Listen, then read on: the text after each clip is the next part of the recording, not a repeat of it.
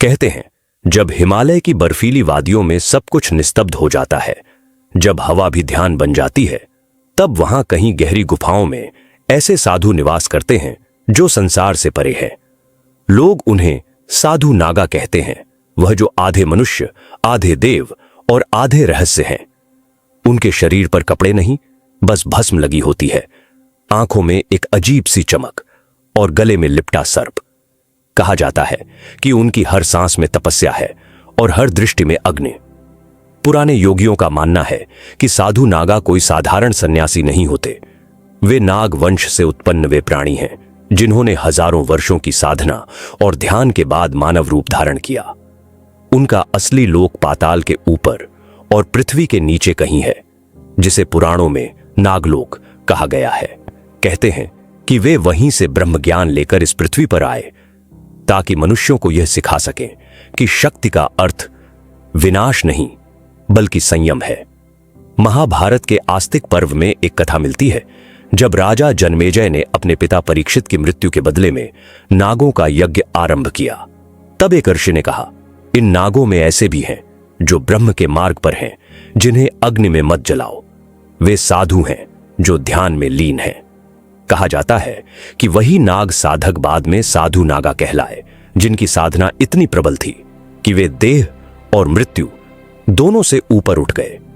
शिव पुराण में भी संकेत मिलता है कि जब भगवान शिव कैलाश पर्वत पर ध्यान में लीन थे, तब उनके चारों ओर बैठे हुए कुछ योगी थे जो मनुष्य नहीं बल्कि नाग रूपी साधक थे। वे मौन थे, पर उनकी देह से प्रकाश निकलता था। यह वही साधु नागा माने जाते हैं जो शिव की चेतना से एकाकार हो चुके थे। कहा जाता है कि उन्हीं से नागा परंपरा की शुरुआत हुई, वह परंपरा जिसमें शरीर पर भस्म लगाना, सर्प धारण करना और भय से मुक्त होना एक ही साधना के रूप में देखा गया। किंवदंतियों के अनुसार साधु नागा हर युग में कुछ गिने चुने स्थानों पर ही प्रकट होते हैं, कभी हिमालय की बर्फ में, कभी नर्मदा के तट पर, तो कभी कामाख्या के श्मशानों में। वे आम लोगों की नजरों से दूर रहते हैं, पर जिनकी आत्मा सच्ची होती है उन्हें दर्शन अवश्य देते हैं। कहा जाता है कि यदि किसी साधक की तपस्या पूर्ण हो जाती है तो साधु नागा स्वयं उसके सामने प्रकट होते हैं और उसे मौन आशीर्वाद देते हैं।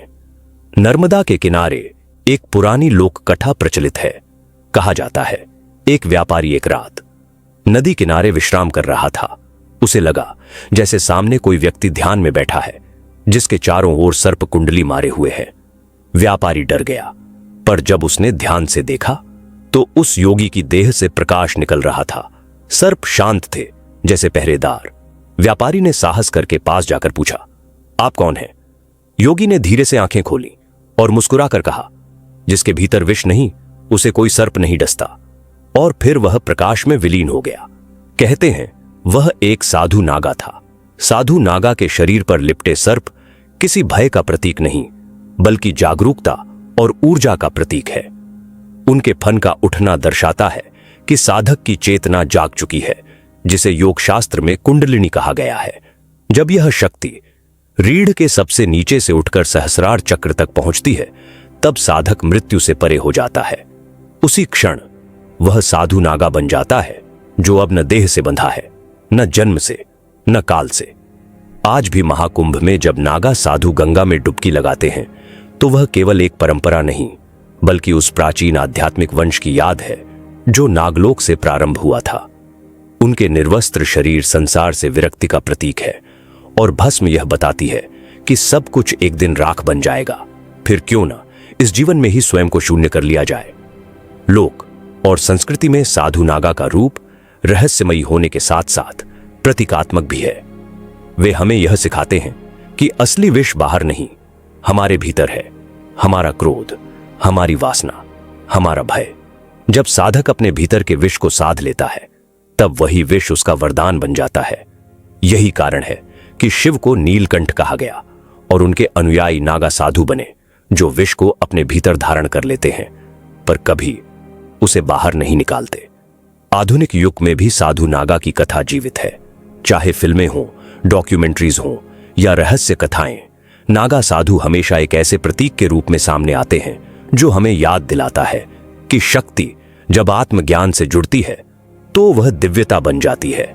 कहते हैं जिसने एक बार साधु नागा को देखा उसकी दृष्टि बदल जाती है, क्योंकि उस एक क्षण में मनुष्य यह समझ लेता है कि जीवन और मृत्यु के बीच की सीमा केवल एक भ्रम है। साधु नागा उसी सत्य के जीवित प्रमाण हैं जो संसार में रहकर भी संसार से परे है।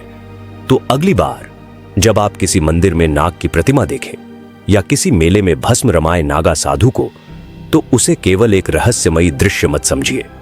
याद रखिए, वह उस शाश्वत चेतना का प्रतीक है जो हमें यह सिखाती है कि सच्चा साधक वही है जो भय से मुक्त हो और जिसने अपने भीतर के सर्प को साध लिया हो।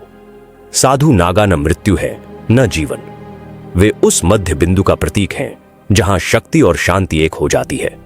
वे हमें याद दिलाते हैं कि जब भीतर का विष शांत हो जाता है तभी भीतर का देव जागता है, और वही क्षण होता है जब मनुष्य साधु नागा बन जाता है